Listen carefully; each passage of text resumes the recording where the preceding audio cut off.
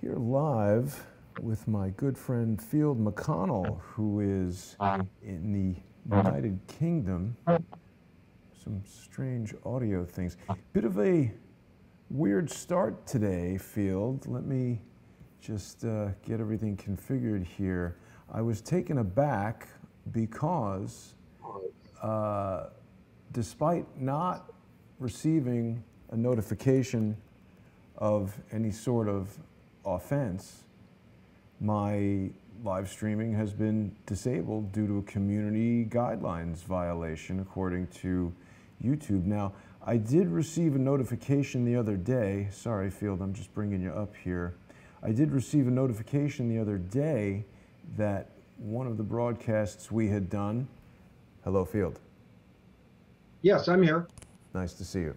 I received a notification the other day that one of the broadcasts that we had done had been removed because of a community guidelines strike, but then I looked and it hadn't been removed. So I was very confused by that, not sure what's going on. I think, Field, there is a certain amount of things that go on with YouTube that are just an inherent function of it being a gigantic system with millions and millions of users, and sometimes there are just mistakes. But I also think these strikes, this YouTube purge, it's been somewhat manipulated. Now, Field, I know that your close associate, David Hawkins, has a background in artificial intelligence, right? Yes, he does. He's invented all sorts of things, and he's lost the patents to those inventions. Through Serco. Yeah, effectively. They say they control the world, and if they see something useful, they pluck it. Interesting.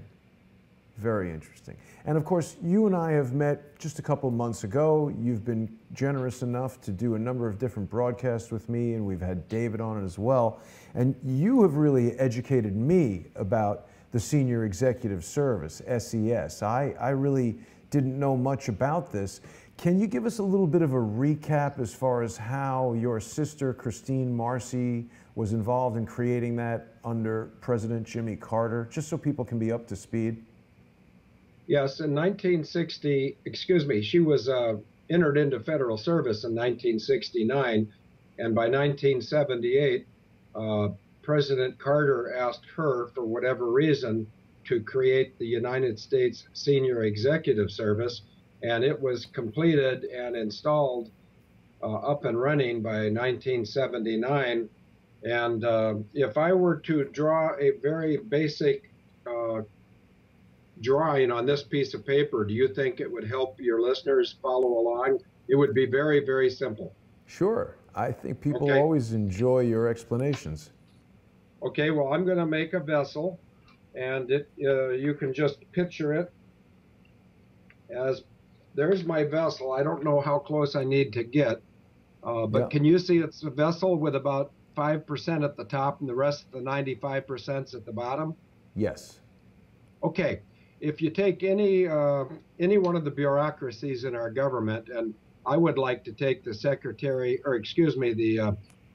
Department of Defense, because I think that and the Department of Justice are the two most critical. But what happened on that day in 1979, where the Senior Executive Service went live, all these 95% of the good employees at the Department of Defense and all the 95% of the previous employees at the Department of Justice, they got a new boss. And the new boss came in overnight, didn't necessarily have any background or expertise in the Department of Defense or the Department of Justice, but overnight, every single one of our bureaucracies was attacked by the United States Senior Executive Service. And what that did was it made absolutely sure that the bureaucracies became a top-down bureaucracy instead of a bottom-up. In other words, people, 5-year, 10-year, 20, 30-year men and women in the military suddenly got a civilian boss that had no military experience that could stifle their good work and make sure that the good work of the Department of Defense or the Department of Justice did not get up to the president. And so I characterize that as an overnight coup or a treason. When you take out the entire bureaucracy of the government overnight with one action, that being the implementation of the United States Senior Executive Service, that one nonprofit organization, and I do believe that the United States Senior Executive Service is configured as a nonprofit. Well, they come in on top of every bureaucracy and render them basically impotent. And my sister was the person that had the most responsibility, or as I would characterize it, she has the most blood on her hands. And she's been a traitor. In other words, she has been committing treason against the United States of America since no later than 1969, but I believe she was groomed for it starting in 1966 at the East-West Center at the University of Hawaii in Honolulu, Hawaii, because she had started her college career in Washington, D.C., and she was very impressed with the moving and the shaking and the power brokering and all the glitter and prestige and power of Washington, and she wanted some. Well, she got some, all right, but she has been an extremely powerful person, but I think her days are running out. I see an awful lot of activity and coverage on alternative media sites, and whether an alternative media site is legit or illegit, to some degree, may hang on whether they're willing to go after the Senior Executive Service. They don't have to go after Kristine Marcy, but if anybody's not going after the Senior Executive Service, I question who they're really working for, because the Senior Executive Service is and has been since 1979 working against the better interest of the citizen. Now, I'm not going to use the word citizen. The people that are living men and women in the United States of America who've been deluded by their elected officials. Over to you, Jason. Now, Field, the Senior Executive Service, it's not something that the average person necessarily knows about. We haven't heard about that. I mean, I was alive in 1979. I remember hearing a lot about the Iran hostage situation. I remember hearing a lot about the oil crisis, and remember the long lines, but I never heard anything about the Senior Executive Service until I started speaking with you. And of course, you mentioned your sister, Kristine Marcy, and have been mentioning her for some time. As far as I know, you and I have been speaking about the Senior Executive Service and talking about how it's a problem and it's a subversion of the government. There's no one elected there. They're just appointed into those positions. Now, Field, I might have mentioned this to you, but after we spoke last week, I placed a call to Kristine Marcy. Now, let me see if this is the right one here. I don't know if you'll be able to hear it. This is Kristine Marcy. I can't take your call right now, but if you leave your name and number, I'll call you right back. Thank you.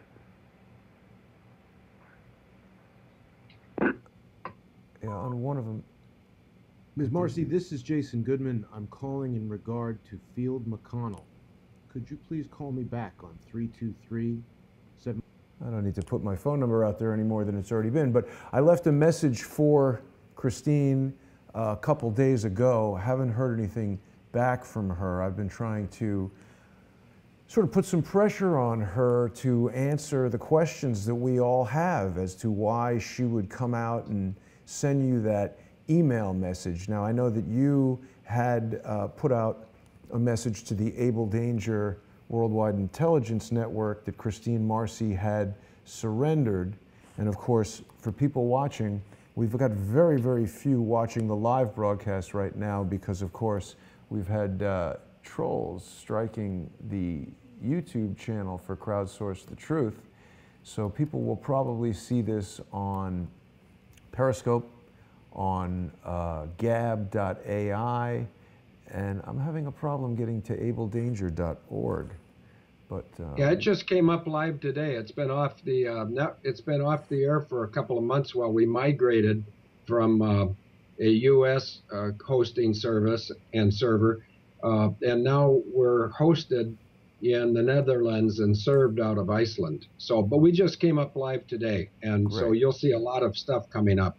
Very good. And I've just posted the site there. People can go to abledanger.org to stay current with all of Field and David's reporting and all of the many members of the Able Danger Worldwide Intelligence Network. So, Field, a lot of people have been contacting me still feeling kind of confused about this Kristine Marcy surrender. Somebody even pointed out that her mentioning $1,134 was some kind of encoded message that contained the word hell. Can you speak about that, and can you elaborate any more on what you characterized as a surrender? Well, I first of all characterized it as a surrender because she has not communicated with me in 6 years. We share trusteeship of a financial trust for the benefit of 3 of my children. As each of my children reach 30 years old, they take control of the trust left for them by my father and my mother. But my sister and I shared trusteeship privileges or responsibilities for all 5 grandchildren. Actually, let's make that 5 of my 5 children from me and 2 from her. So my sister had 2 daughters, and she did not have me participate in managing their trust. She did it herself, but my sister is a complete hog, H-O-G, not like the people in Florida that faked the shooting at the school. Yeah, there's some hogs too. They're attention hogs. But then when it came time for my 5 children to get to age 30, my sister actually committed at least one fraud, and it was a big fraud against a big insurance company, that insurance company being USAA. But leaving it at that, there's still 3 of my children that are under 30 years of age. I have a 27, a 26, and a 24. And even though my sister had not communicated for the last 6 years about our trustee duties and the tax ramifications of the trust dollar amount, this year, for whatever reason, I think it was the Thursday or Friday, the Thursday before you contacted me, so just about 2 weeks ago, she sent me that email, which you published, right, that said we need to take care of the taxes, and the tax due amount is $1,134. If one were to invert $1,134, it reads hell. And there are people that think that was a subliminal hint from my sister that if I did not take my spotlight off her and senior executive service, that maybe I would be facing some hell. What my sister doesn't understand is I've been facing hell to a large degree because of her for the last 11 years, because it was my sister's background in the Department of Justice that caused me to retire 8 years early from Northwest Airlines. Now, she didn't do anything to force me to retire, but the Department of Justice contacted Northwest regarding my exposure of 9/11, which is rock solid, and they tried to get me to be quiet. Now, the source of that threat through the Department of Justice was, in fact, my sister, Kristine Marcy. So I've already been through hell, and I'm not complaining because I know I'm going to heaven.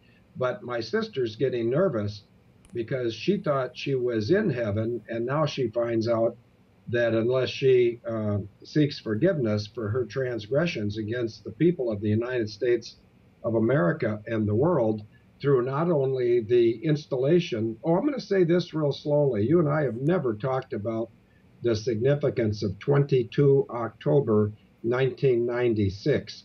On the 22nd of October of 1996, Al Gore gave an award to my sister and to Jamie Gorelick and to Janet Reno specifically for in quotes, reinventing government, unquote. Now, you've never heard that before, have you, Jason? No. Well, I wonder what the American people that are listening to you now and me, and they'll hear this over the next several days because I'm sure it'll explode over the internet. But I don't think most American voters or most American men and women thought that we necessarily needed to reinvent government in 1996. But I think why Al Gore gave those three wenches, W-E-N-C-H-E-S, a wench is a female that'll do anything for money.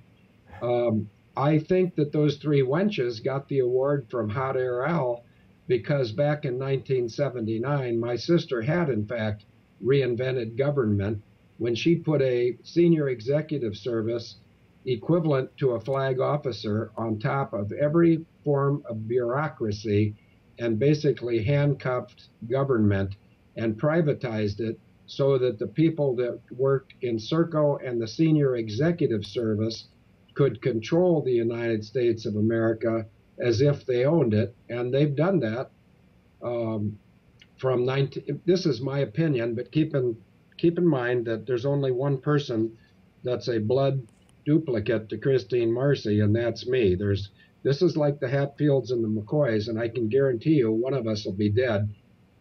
Could be soon.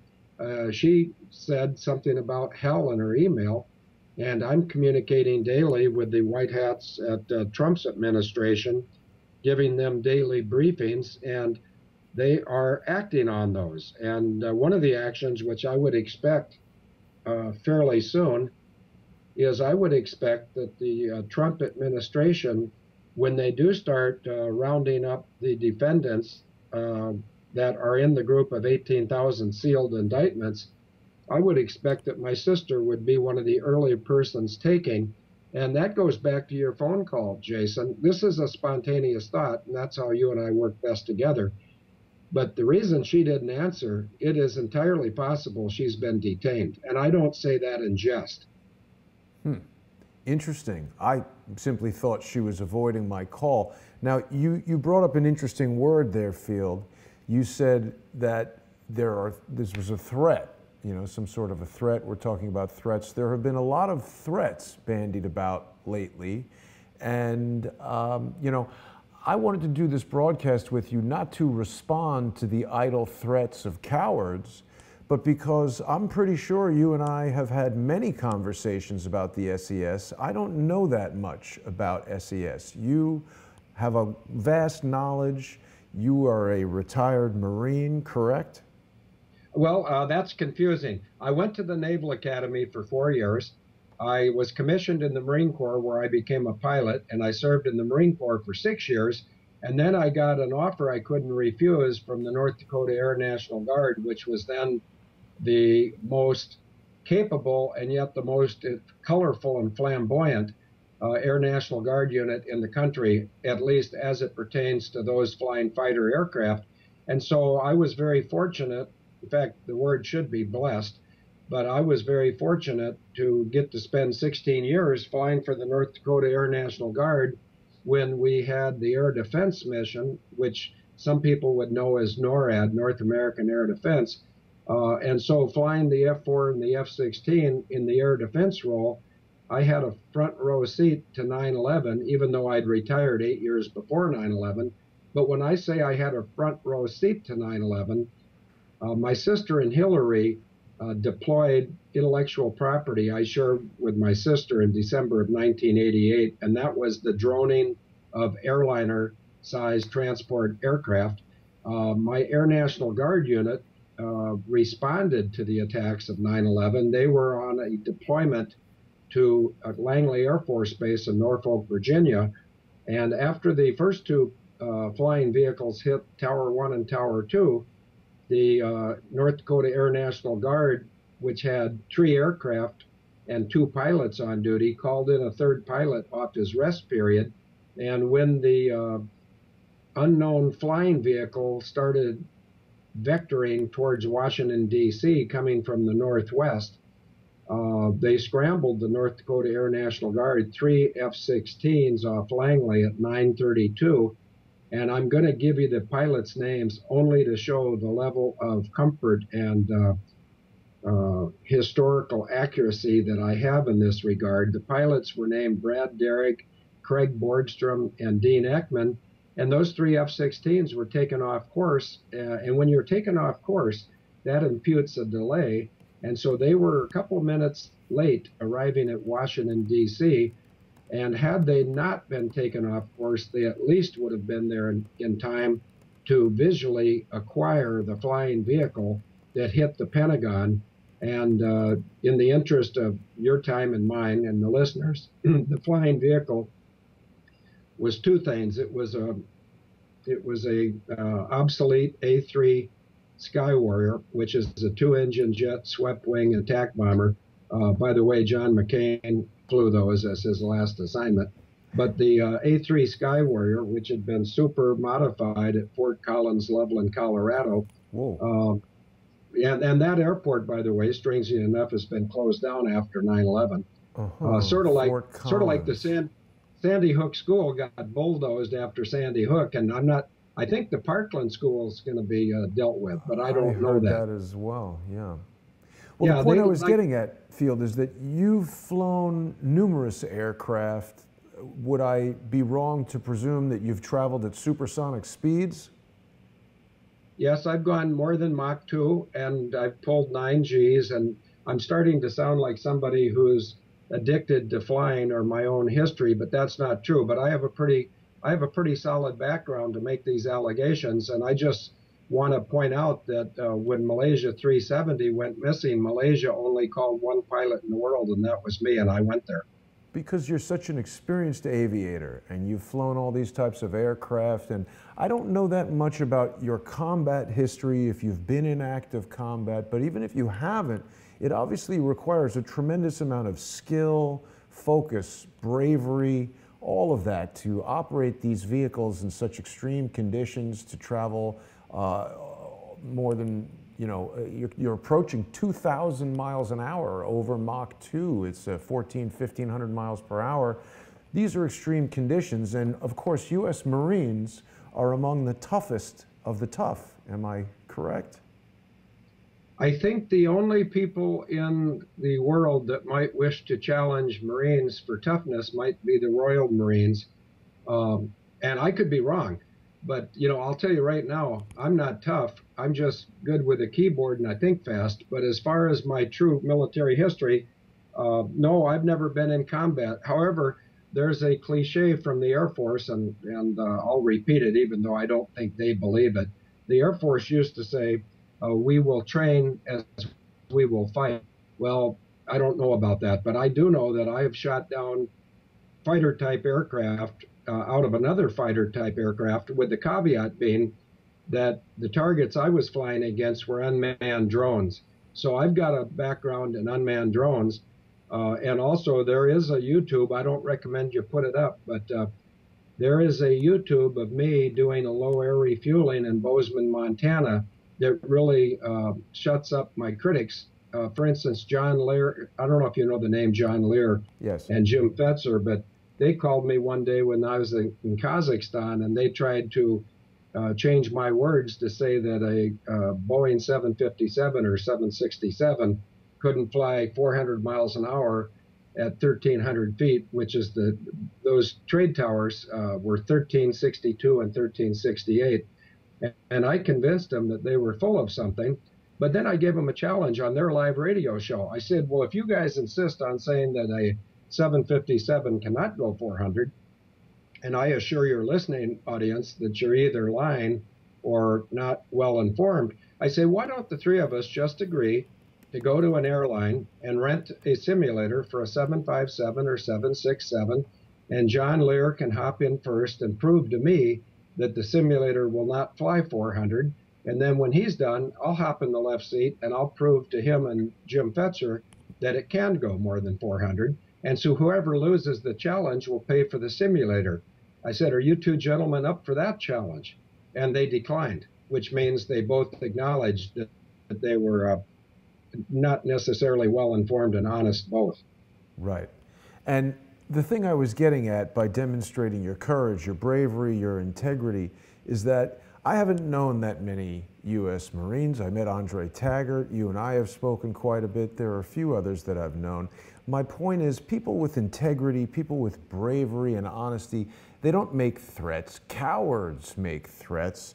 And we aren't doing this broadcast in response to threats, but I do want to bring to people's attention that yesterday there was a bunch of malarkey coming from this American intelligence media and from an individual named Douglas Gabriel who goes by Thomas Paine.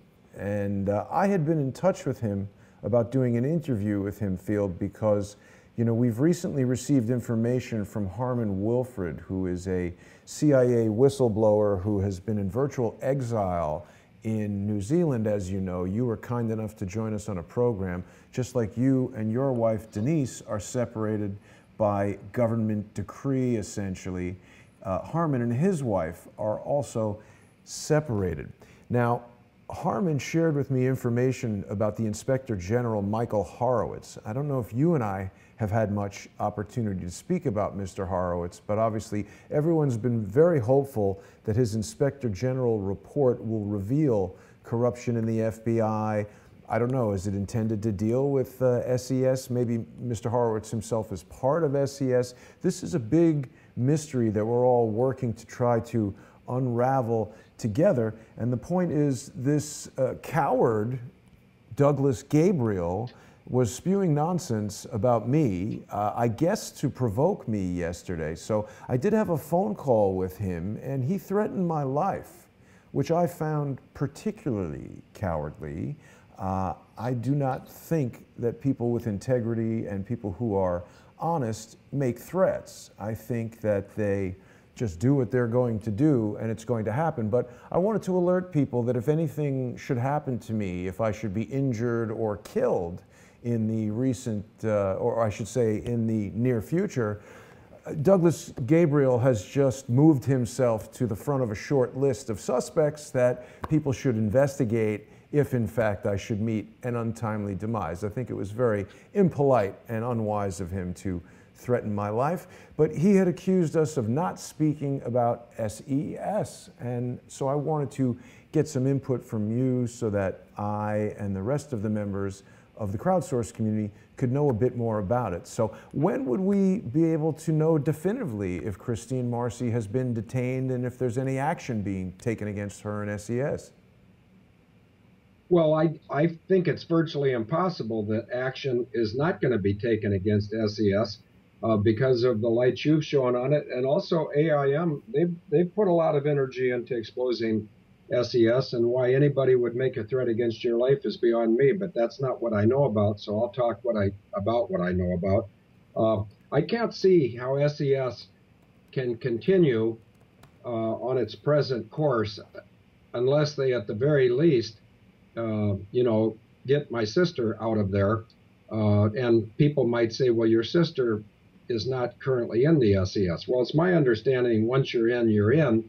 And there's no vetting. It's lifelong. You can't be fired.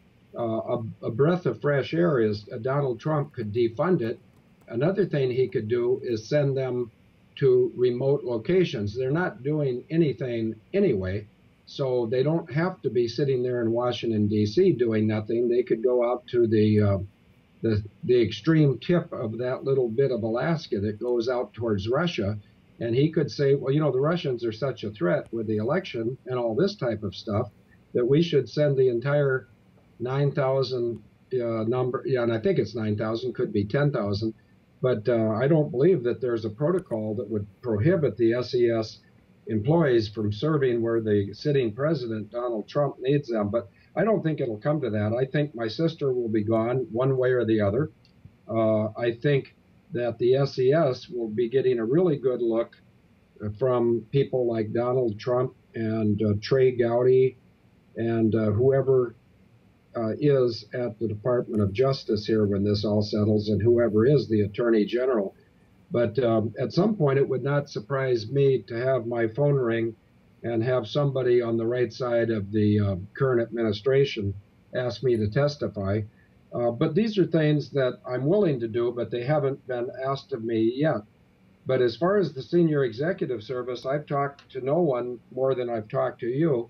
We had some light chat about it during radio shows before 2 weeks ago.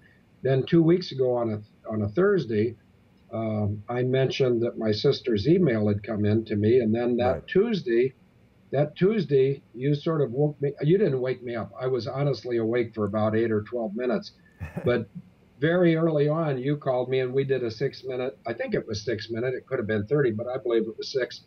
We did a very quick show where I said my sister surrendered, and that started a firestorm. Yeah. Because all the people that want proof, they said, well, how can you prove your sister surrendered? Well, the way I can prove it is because I know my sister better than anybody on earth. I know her mannerisms. I know how she deploys power. I know how she deploys fear. I know how she expresses cowardice. And she did all the things she needed to do in that one email to show me that she wanted me to shut up about SES. So she got exactly what she didn't want. She got more exposure instead of less. And I believe that SES as an organization would be foolish to continue any relationship with my sister, but I don't think that's necessary. These big bureaucracies with 9 or 10,000 people, they can't do anything quickly. And we went live on this radio show tonight, Jason, 20 minutes after you called me. So whether YouTube likes you or whether you get strikes or whether somebody wants to kill you, you can make a quick decision.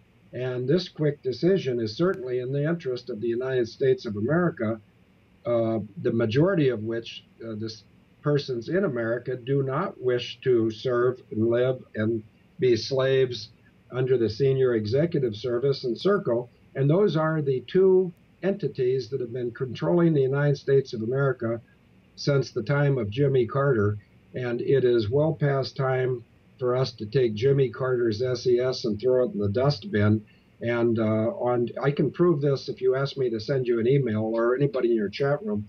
On the 29th of July of 2015, I wrote a letter to then nominee Donald Trump and to Ben Carson and to General Joseph Dunford, who at that time was the Commandant of the Marine Corps. And I said, I'm in favor of any of you three wielding as much power as you're capable of grasping, but I will not be totally devoted to any of you three until such time as Barry Swatero, who went to Punahou High School, where I graduated. Now he's under the name of Obama. But I said, until you incarcerate for their own protection Obama and Kristine Marcy, you're not going to have my total confidence, although as of right now, President Trump has about 97% of my potential confidence. Ben Carson is not a factor, and General Dunford is between 97 and 100% of my confidence, too. So I'm very enthusiastic about the United States of America. I think at this point, just to, my enthusiasm is rather subjective. But as you know, Thursday of last week, the 22nd of March, a gold-backed standard for U.S. currency was first announced in Congress. And this week, Congress and Senate are out. But, we may have a very good Easter morning across the United States of America, because over in China and the Pacific Rim, it will be Monday, and their stock markets and their governments will be conducting financial business, which will surely impact the United States. And I'm very, very positive. Well, I'm almost 100% positive of this, that either the United States of America will be saved soon or we will be lost soon.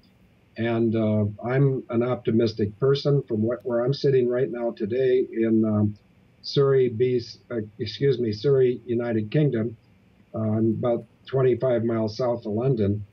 Everything I'm sensing, all the phone calls I'm getting, the emails I'm getting, all point to the salvation of the United States of America.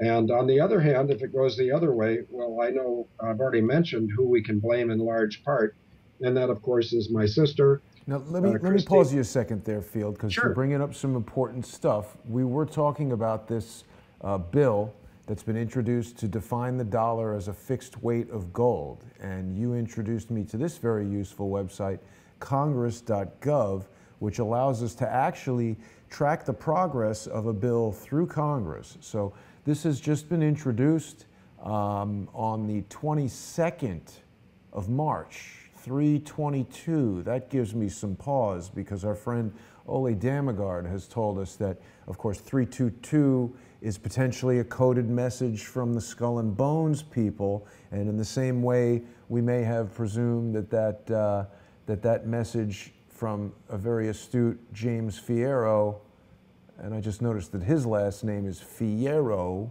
and we're talking about hell, so this could be yet another coded message from a YouTube user that I'm not familiar with. If James Fierro is a legitimate YouTube account and a fine, nice guy, no offense, James, don't know you. But I just wanted to mention that, you know, I've been talking a lot about the idle threats from the cowardly Douglas Gabriel, and he instructed me that he would destroy me if I continued with Crowdsource the Truth. And you know, Field, I think that these threats are coming in part because you and I have spoken quite a bit about SES. As a matter of fact, that short 6-minute phone call that we had received 62,000 views. I think we spoke briefly about SES with Dr. Corsi, which has gotten 50,000 views. And I try to take every opportunity I can to speak to you and David. We did another video with 57,000 views talking about Kristine, Marcy, and the SES. And of course, I've now telephoned Kristine Marcy because I wanted to ask her and get some clarity on what's going on with her surrender to you, with her activities in the SES, and all that kind of thing. And just when you were speaking before, you mentioned that Kristine Marcy was somehow involved in the University of Hawaii. And I would point out to people that in the publicly available resume of the coward Douglas Gabriel, who is mentally unstable, in my opinion, to call me up and threaten my life, he also taught at the University of Hawaii, and this is an individual who claims to be a former NSA operative, agent, I don't know. But when these secret agent guys come out of the woodwork and tell me that they're ex-CIA, like the bloviating moron Robert David Steele, or this guy, my first question is, how do we verify that? And my second question is, why should we trust someone who's part of the NSA, who's purportedly listening to everything we say and do, but also this guy who claims to be a source of incredible intelligence, characterized by a remarkable lack of intelligence in my view. He published a video yesterday debunking Q, which I think most people know I've been quite skeptical of Q. And then he put out this video accusing me by name of I don't know what, and called him after that, and that was when he made his threats to me. Now, I had been in touch with him, Field, because I wanted to interview this guy, and in the course of reviewing some of his previous work, I came across a video that he did just 3 days ago in which he talks about Seth Rich murder and how Craig Murray, according to the obviously misinformed fake Thomas Paine, Douglas Gabriel, he said that Craig Murray was dead, which was a shock to me because many people will recall that in my trip to London during 2017, fairly close to where you are right now with your lovely wife Denise, I actually met with Craig Murray and spoke to him. And in his own words, he told me that there was no thumb drive. He never received a thumb drive. He was unaware of any thumb drive. And he's most definitely alive because just about 1 week ago, he gave a report here on RT talking about Porton Downs and the British claims that the Novichok gas that you and I and David Hawkins have spoken about quite extensively, Mr. Murray, who I find to be a man of great integrity. He works with WikiLeaks. He was the United Kingdom ambassador to Uzbekistan.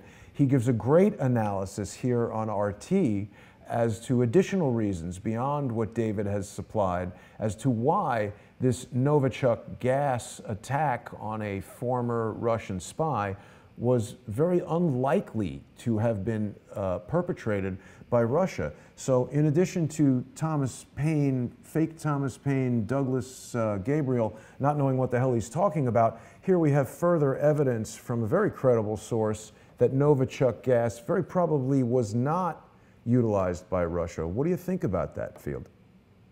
I think the Novichok gas was sourced at Northwestern University in Chicago, where the gentleman from Russia who created Novichok gas long ago was working temporarily. Currently, that Russian chemist, if that's what you call him, or a physicist. By the way, I see that Netanyahu's in the hospital tonight, so we need to mention that. But the Novichok gas that was used on the British double agent who's from Russia and his 33-year-old daughter, that gas and the antidote for that gas both were created in the Northwestern University chemistry labs in Chicago. And if I'm wrong, I'm wrong. But it's up to Northwestern University to prove that I'm wrong, and that's going to be a pretty difficult task. So what I'm saying, since everybody's impatient and wants a soundbite, it's much more likely the British intelligence service attacked this guy than Russia. Russia's getting a lot of blame from everybody who's a loser because, well, that's basically true. I mean, yeah. Theresa May here in the UK and Obama and Hillary and my sister, they want to see World War III, which basically would obfuscate the transgressions of George H.W. Bush, his son, Obama, the Clinton trio, my sister, and the UK government, which is up to their eyeballs in guilt and shame. They stole some nukes from South Africa in 1989, and the participants in that nuclear heist were not only Margaret Thatcher's son, Mark, who's still alive, but also Obama, David Cameron, Jacob Zuma, who just stepped down. And over here in the United Kingdom, 3 good men were killed because they knew about the nuclear heist. And those good men, if I can remember them, Robin Cook, Dr. David Kelly, and Christopher Shales, just because most people in America and just because most people in the United Kingdom and just because most people in Russia don't know these details is no reason for us to have World War III to protect the Bush, Clinton, Obama crime families. And the United Kingdom and Israel, which is failing, if you want to take a look at the health, the physical health of Benjamin Netanyahu, he's in the hospital right now, and strangely enough, he may, I mean, I'm not suggesting what may be wrong with him, but at the very least, he was having difficulty breathing. So I wish the best for him. I wish that before tomorrow comes for Netanyahu in Israel, that maybe he admits his past and begs forgiveness. But there's no reason for China, Russia, and the United States to put up with a British-Israel-inspired World War III.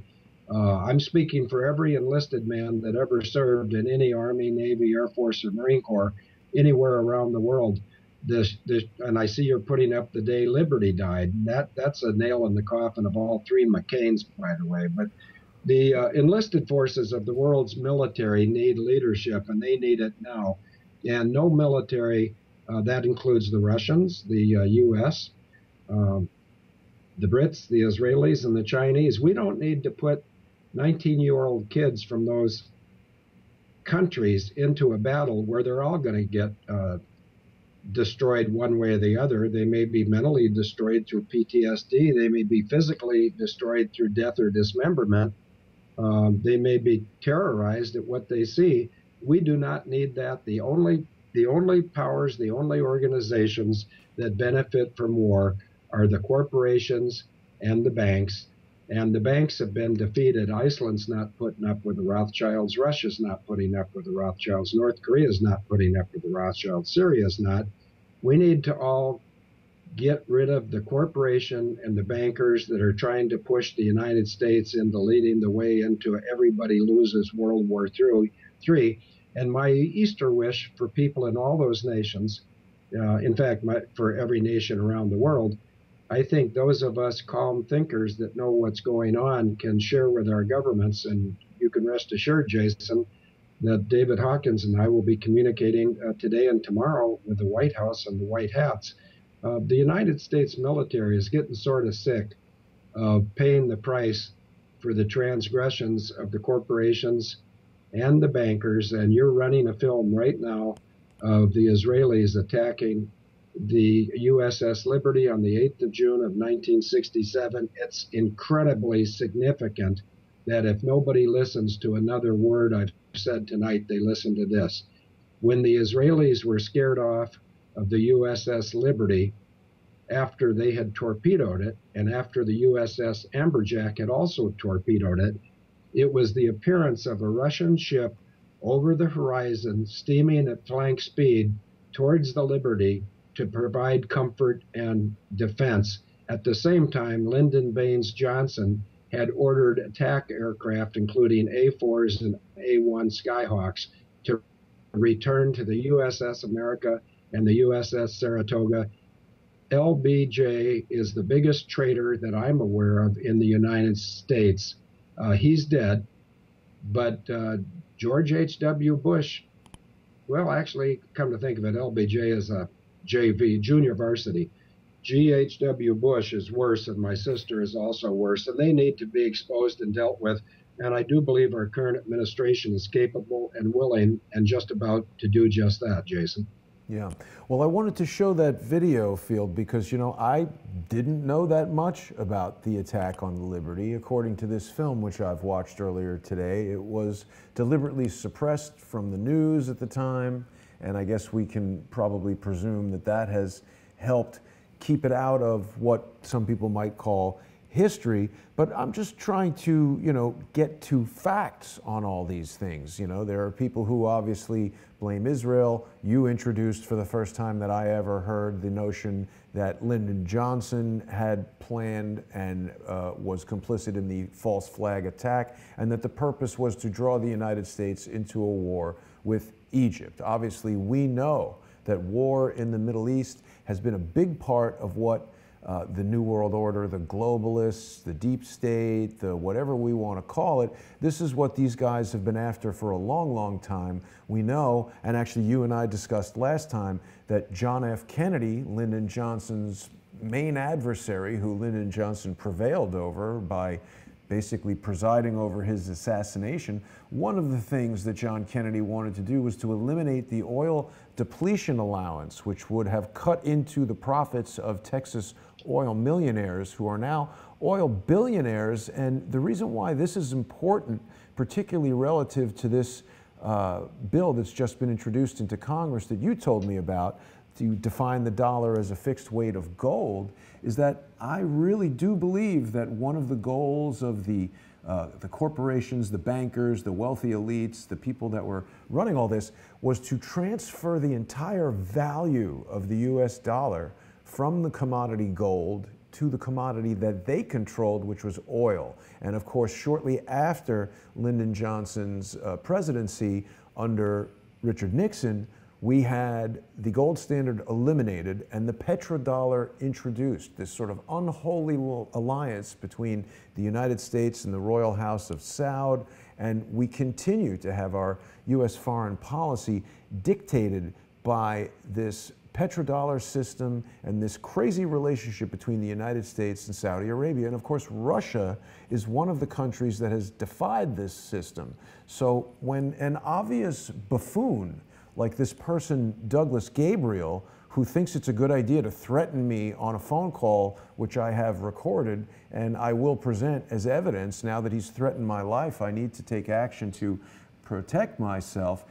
This obvious moron who likes to put out fake information about me and thinks he knows things. I mean, if this guy was in the NSA or is in the NSA, or even if he's aware of a deep state tool called Google, it seems like he should be able to locate this video that indicates that Craig Murray is most definitely alive and that Craig Murray is working to avoid all of this false blame being cast on Russia, which certainly seems like part of a deep state plot to get us into a war with a nuclear power to distract from all the crimes of Hillary Clinton, Kristine Marcy, the members of the SES, Andrew McCabe and the FBI, the Awan brothers, all the stuff that I've been reporting on and working with amazing journalists, historians, veterans like yourself, all the people that I've been talking to and bringing onto my program. Field, you know, I've never represented myself to you as anything other than a basically retired Hollywood camera guy who knows how to operate a couple of cell phones and a switcher on an iPad to make a YouTube show. I've never told you that I'm any kind of intelligence expert or government employee, have I? No, you've never lied to me or misrepresented yourself. But to be fair, in my conversations with AIM, I'm not aware that they've lied to me. But see, I don't want you to take this the wrong way, but I never care who I'm talking to. Now, you and I do have a pretty good track record, and you can see that in how many people are watching us. But when I've also talked to some people I know to be bad, and there's one in New York City who I will identify via email later. But once I determine that the people are bad, I don't hang around too long because it's a waste of my time. But even if somebody called me tomorrow and got 30 minutes of my time and they were bad, I would smile because I would know that their boss, their handler, or their employer is scared, because I would tell them everything I tell somebody good. If I tell somebody good, and for the sake of this argument, I'm certainly saying that I believe you're good, well, I encourage you by supporting you with the truth.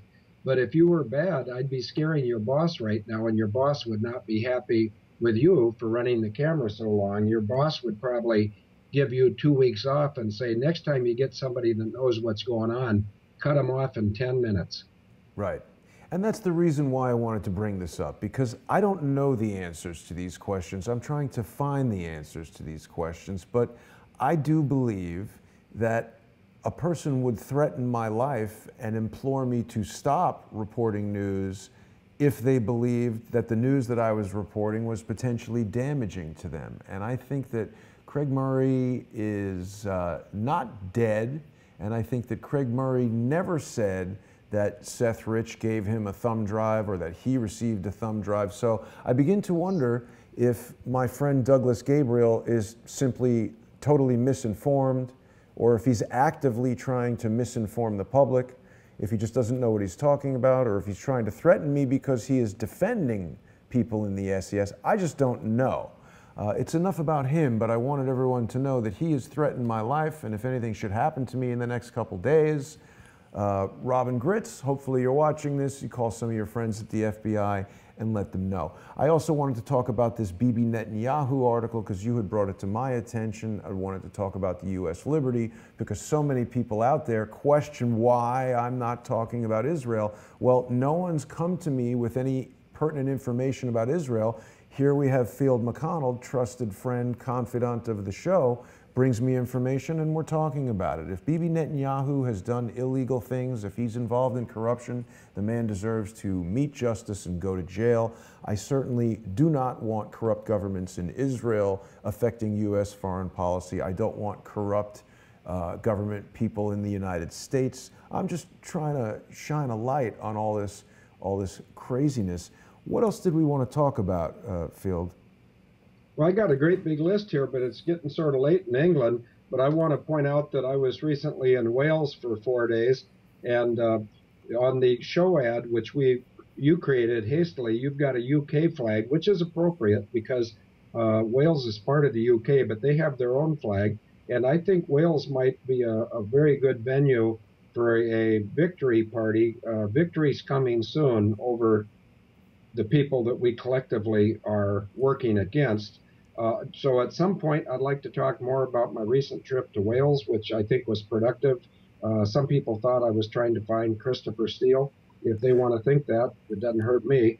We wanted to talk about the gold standard, and you and I will get a lot more information between right now and Monday of next week. We did touch on Netanyahu. I wish the best for him. I hope that he has a physical recovery. I hope that he rededicates his life, his spirit, and his days to doing what's right. Christopher Steele, if anybody in your listening group sees him pop up. In fact, if they see Kristine Marcy pop up, I think they're both running, and I think it's prudent that they both run. Christopher Steele intervened in national politics in my country, and my sister Kristine Marcy has tried to destroy my country. And then there's something called the Global Reset, which may be a done deal by this time next week. So perhaps, if it pleases you, Jason, we could call it a night pretty soon. Absolutely. And I thank you for your confidence in me, and I want to assure the world of my confidence in you. And if I find later on that I've been duped by Jason Goodman, nobody can expect disparaging words from me. My mother told me when I was a young kid, if you have something nice to say, say it. And if you have nothing nice to say, keep quiet. So I don't like all the backbiting in the truth community. I think it makes all of us weaker.